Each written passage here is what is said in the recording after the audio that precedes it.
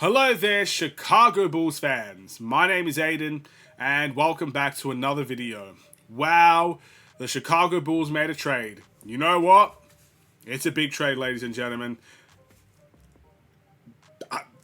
I'm kind of speechless even talking about it now, but it is official. The Chicago Bulls have gotten rid of one of their key players, one of their best players in, I guess, their team, and that is Zach LaVine. We got rid of Zach LaVine, ladies and gentlemen. A lot of people were waiting for it. A lot of people were excited about it. A lot of people were anxious about it. Nonetheless, it has been done. In a three-team trade, we have sent Zach LaVine over to the Sacramento Kings. What did we get in return? What was the whole deal? How does it impact every team involved? Well, that's what we're going to discuss in this video. But before we get any further, if you like the video and you want to see more from me, drop a like, drop a follow, and or subscribe if you are new. And let me know in the comments below your thoughts about the Bulls finally doing what everyone expected them to do, and that is trade Zach LaVine. Are you excited about who we got in return? And also, what is our next steps now as we kind of decipher how this team is going to look without a Zach LaVine in it? So, with that being said, a three-team trade. We'll start off with the Sacramento Kings. The Kings received Zach LaVine, Sidi Sissoko, 3 first-round picks, 3 second-round picks as well, and that's about it. That's what the Kings got. De'Aaron Fox is no longer a Sacramento King as he gets traded to the Spurs alongside of Jordan McLaughlin, and the Bulls, the third team involved in this trade, ends up getting Zach Collins, Trey Jones, and Kevin Huerter, and their own 2025 first round pick via the San Antonio Spurs. So this whole nonsense about finishing in the top 10, finishing above the top 10, whatever it is, wherever we land in the draft, it is now completely irrelevant because the Bulls keep their own pick. So we could get the 20th overall pick, we could get the first overall pick. It is our pick, we own it now, and it is something I think is the only positive to take away from this. But let's start with the two other teams. So, we'll start off with the San Antonio Spurs. As far as I'm aware, now I'm not someone that keeps up with everything in the NBA, but I'm pretty sure I heard from multiple people that De'Aaron Fox was going to the Spurs anyway after his contract expired. Basically, he wanted to play for the Spurs anyway. So I feel sorry for the Kings in that regard, but I also understand why they decided to trade him to the San Antonio Spurs. My only problem with the Kings doing that is that I don't necessarily think they've got enough for De'Aaron Fox, first and foremost. And I also don't think they've got a team right now that is going to be competing anytime soon. I mean, look, their team is almost exactly like the Chicago Bulls team 2 years ago. They have, a very similar lineup. They've got the Zach LaVine and the DeRozan. They've got a good scoring point guard now. That's not De'Aaron Fox. They've got Sabonis, who is better than Vucevic, but is very similar to Vucevic. At the end of the day, look, maybe it's going to be a coaching difference that will allow the Kings to skyrocket if they are going to start competing. But I think I just don't think they have enough now. And that's including Zach LaVine in that lineup. And Zach LaVine is a heck of a player. Yeah, he's one of the best Chicago Bulls players in recent history. You can't deny that. I don't care how many people hate him. You can't deny that. With that being said, it's a very similar situation he's just put himself into. He wanted to leave Chicago to go and compete or to go and do something else. In the end, he's stuck with a very similar team that he was with the Chicago Bulls. That's how I feel about with the Sacramento Kings. I'm not entirely sure if their first round picks are going to mean anything or not. That's something I haven't really checked out. But 3 first-round picks seems impressive to me. Let me know if it's otherwise. 3 second-round picks. One of them is ours. We didn't even get our own second rounder back. That's embarrassing. Whatever. It is what it is. I think the Kings definitely lost this trade. And I definitely think the San Antonio Spurs won this trade. I mean, again, they got a player that they wanted to get, and they got now the fastest player in the league with the tallest player in the league. That pick and roll is going to be unbelievable, ladies and gentlemen. You've got Victor Wembanyama that can shoot threes from damn near anywhere. You got De'Aaron Fox, that's one of the clutchest players in the league. So that takes a lot of pressure off of everybody else, including Wembanyama and even including Chris Paul, who's still on that team. You're one of the clutchest players in the league, and you've got someone that is so deadly in the paints, it's going to be a nightmare to guard. They're going to have a really good offense this season. And look, with more time, maybe more investment in that team, the Spurs are scary. They already are scary, but they're going to be even scarier.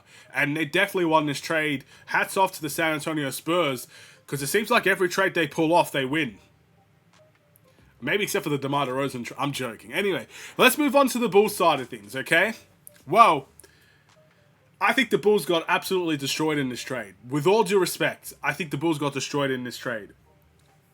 The three players that we get back in return: Trey Jones, Zach Collins, Kevin Huerter. I mean, I see the value in having Kevin Huerter in this team because he's a natural shooter. But statistically this season, he has been a shell of himself from three. He's been horrible from three this season. But I'm pretty sure all three of these guys are not going to be long-term Chicago Bulls players. I mean, maybe Kevin Huerter, he has a player option if I'm not mistaken, so he could definitely trigger that and he'll be a Chicago Bull next season. He might be the only one. I just can't see any of these guys making a big difference for the Chicago Bulls. So we got fodder, I would say. That's the key word. No disrespect to the players involved, but I just don't see them being long-term assets for the Chicago Bulls. If they were struggling with the Spurs for a lot of the time that they were there, I don't necessarily see them having a massive rise with the Chicago Bulls. And I don't see them fitting into this lineup.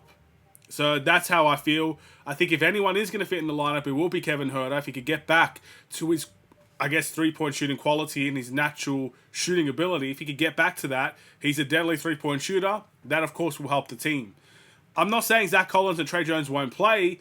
I'm saying I don't think they're going to be massive, significant pieces. They're not the future-building pieces where you probably wanted from a Zach LaVine trade.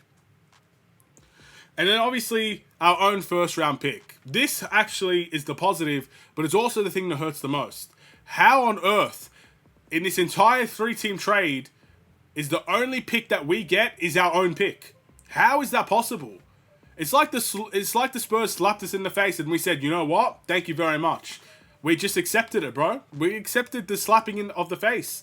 We got humbled in this trade. We got fleeced once again. I don't understand it. Look, I wasn't expecting a ridiculous amount for Zach LaVine. I was expecting a little bit more than this, but I wasn't expecting a lot.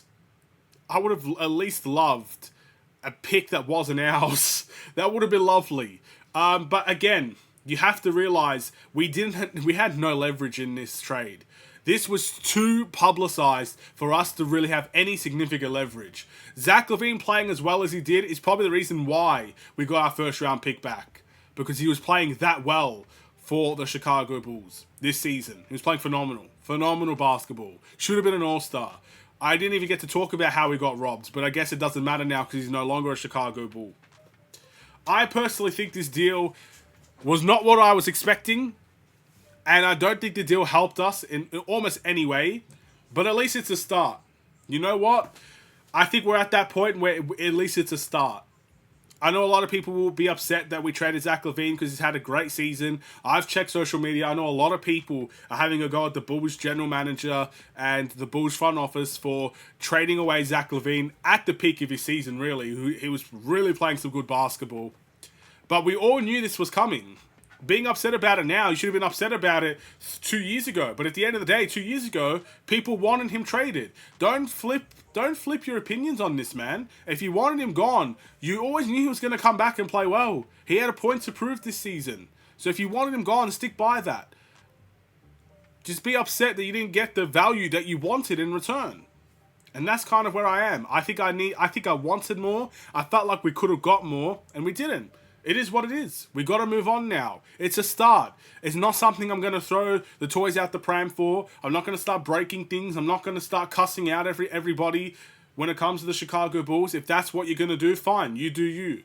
But to me, it's a start. We got to start somewhere. We need to build now. We need to build. And that means trading Nikola Vucevic. And I've heard rumors that we will do that. I'm excited to see what we do in that regard.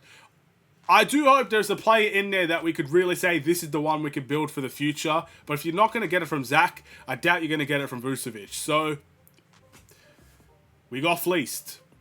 We got fleeced. It's as simple as that. We got fleeced.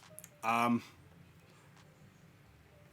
again, I kind of expected to get fleeced in many ways. It is what it is. Thank you to Zach LaVine for the massive amount of time you spent as a Chicago Bulls player. For the 5 years I've been doing YouTube, at the end of the day, Zach LaVine was there for pretty much all of them. He had some fantastic seasons. He had his ups, he had his downs. He gave almost everything you could ask for the Chicago Bulls. In a mediocre team, he was the highlight. In a good team, he was thriving. Of course, injuries got in the way. Of course, the agent got in the way. And of course, it probably didn't end in the most positive note you wanted. But I am so thankful to say Zach LaVine played for my team. I'm so thankful for the years that he had here. He was so entertaining to watch. Thank you, Zach LaVine. And if there's anything I take away from this video, is that I will have memories of Zach LaVine I will cherish for the rest of my life. Unfortunately, I didn't get a chance to watch the MJ era. I know a lot of people have a lot of fond memories of the 90s and the 2000s and the D-Rose era. That's all fine and good. Zach LaVine, alongside of that D-Rose era, is what I know. And I have very fond memories of that. And as long as I'm a Chicago Bulls fan, which will be forever, Zach LaVine will hold a special place in my heart in a Chicago Bulls uniform. I have his jersey for a reason. It's because of how much I value his efforts here. Thank you, Zach LaVine. Good luck in Sacramento. Sacramento were trying to get this guy for 5 years, it feels like. They finally got the player they were after. And I hope in the environment that they clearly value him in, he can thrive. Go Kings. I'll be watching them this season. I was already interested in them anyway. I'll be interested even more now. Thank you, guys. See you tomorrow. Have a wonderful and safe day. Stay safe, stay healthy, and stay tuned for more. Take care, and peace.